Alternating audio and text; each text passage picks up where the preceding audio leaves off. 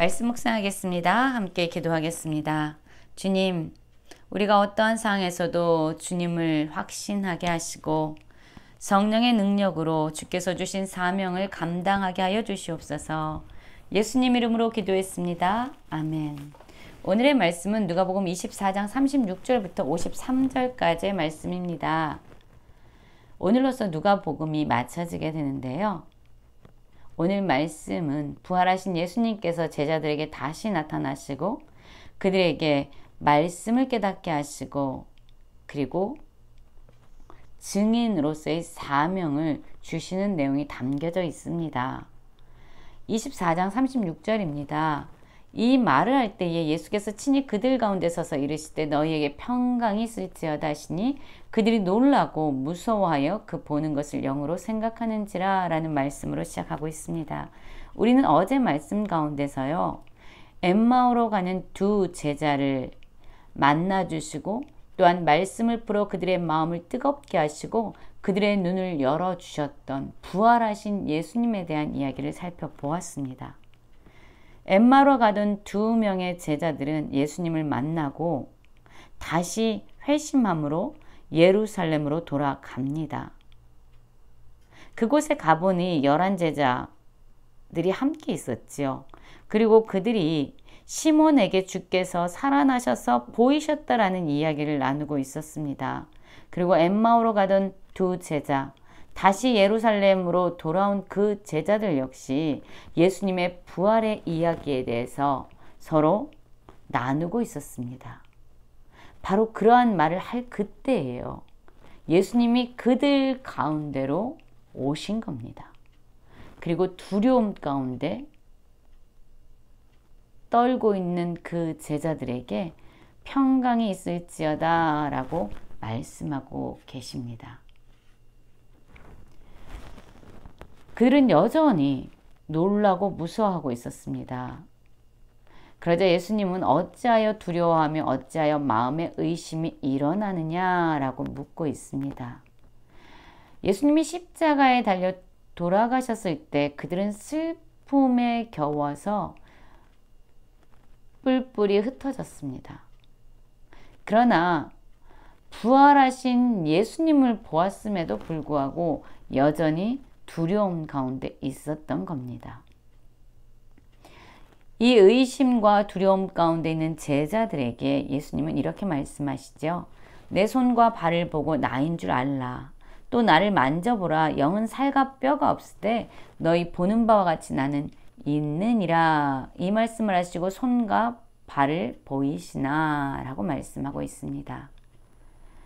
두려움과 의심 가운데 있는 제자들을 지속적으로 확신으로 이끌어 가시고 또한 그들의 심령 가운데 평강을 주시는 예수님의 모습이 그려져 있습니다. 여러분, 우리도 때로는 두려움에 사로잡힐 때가 있습니다. 우리 안에 끊임없는 의심과 불신이 올라올 때가 있습니다. 그러나 그러할 때도 예수님은 우리에게 평강을 주시고 우리의 마음 가운데 확신을 주기 위해서 여전히 일하고 계시다는 것을 기억해야 합니다. 예수님은 친히 십자가에 달린 손과 발을 그들에게 보여주셨습니다. 의심하는 그들에게 확신을 주기 위한 예수님의 모습입니다. 그들이 너무 기쁨으로 아직 믿지 못하고 놀랍게 여길 때에 이르시되 여기 무슨 먹을 것이 있느냐 하시니 이에 구운 생선 한 토막을 드리니 받으사 그 앞에서 잡수시더라. 손과 발을 보이실 뿐만 아니라 여전히 예수님의 부활하심을 믿지 못하고 있는 그들에게 친히 앞에서 생선 한 토막을 잡수시면서 부활하신 주님에 대해서 확신하고 믿을 수 있도록 주님은 일하고 계신 겁니다. 여러분, 우리에게도 두려움이 찾아올 때가 있습니다. 불신이 찾아올 때가 있습니다. 의심이 찾아올 때가 있습니다. 그러나 주님은 여전히 우리와 함께 하시면서 우리를 확신 가운데로 이끌어 가십니다. 두려워하는 우리들의 심령 가운데 평강을 주시는 분입니다. 예수님은 다시 부활하셔서 어떠한 일을 하셨을까요? 엠마오로 떠나가던 두 제자를 만나셔서 그들에게 성경을 풀어주셨습니다. 그래서 그들의 심령이 뜨거워졌죠. 오늘 말씀에서도 오늘 다시 부활하셔서 제자들에게 찾아온 예수님은 여전히 그들의 마음을 열어 성경을 깨닫게 하고 계십니다.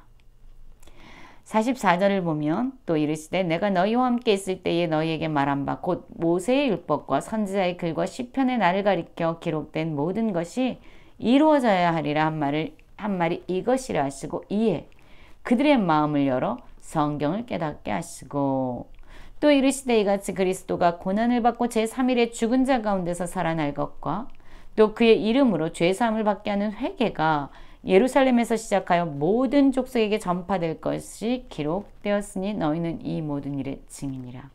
그렇습니다. 예수님은요, 여전히 두려움과 의심 가운데 있는 그들에게 성경 말씀을 깨닫게 하시면서 일하고 계십니다. 그리고 죄 사함을 받는 회개가 모든 족속에게 전파될 것이라는 것을 말씀하고 있습니다. 예수님에 대한 모든 말씀이 이루어진 것처럼 앞으로 하나님의 말씀, 모든 족속에게 복음이 전파되어질 것이라는 이 말씀 역시 반드시 신실히 이루어질 진리라는 것을 예수님은 다시 한번 그들에게 상기시켜 주고 있는 겁니다. 그리고 이제 그들에게 너희들은 이 모든 일의 증인이다 라고 말씀하고 있습니다. 증인은 어떠한 사람들입니까? 목숨을 걸고 그 자신들이 본 것, 자신들이 들은 것을 그대로 증거하는 사람들입니다. 이제 이들은 하나님의 말씀이 예수님을 통해서 완전히 이루어졌고 신실하게 성취되었다. 그리고 앞으로도 이 말씀은 그대로 이루어질 것이다 라고 복음을 전파해야 되는 증인으로 예수님은 그들을 세우신 겁니다. 그러나 여러분, 증인이라는 이러한 사명, 증인으로서의 살아가야 될 삶은요, 결코 쉬운 것이 아닙니다. 목숨을 걸어서 자신들이 보고 들은 것을 선포해야 하니 얼마나 두렵겠습니까? 이것은 사람의 힘으로 되는 것이 아닙니다. 오직 성령의 능력으로 가능한 거죠. 그래서 예수님은 49절을 보면 볼지어다 내가 내 아버지께서 약속한 것을 너희에게 보내리니, 예수님이 약속한 것이 무엇입니까? 바로 성령입니다. 성령을 주시겠다고 예수님은 약속하셨습니다. 그리고 너희는 위로부터 능력으로 입혀질 때까지 이 성에 머물라.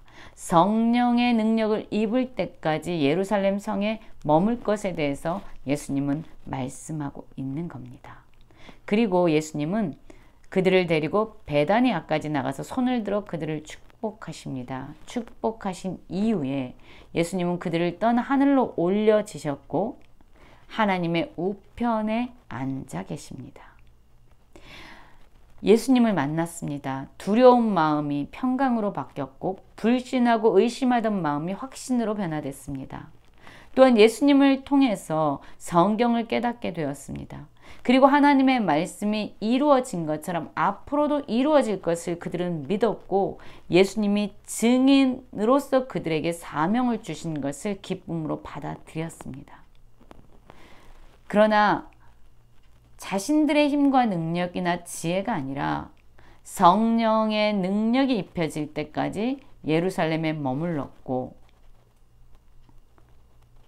예수님이 말씀하신 대로 성령을 기다리게 되죠. 그들이 예수님께 경배하고 큰 기쁨으로 예루살렘에 돌아갔다라고 얘기합니다. 예수님의 말씀에 순종한 겁니다. 사실 예루살렘은 예수님을 죽인 제자들에게는 아주 두려운 곳이죠. 그러나 이들은 기쁨으로 그것에 돌아갔습니다. 예수님께서 말씀하신 대로 성령의 능력을 입을 때까지 그 성에 머물기로 순종하기로 결정했던 겁니다.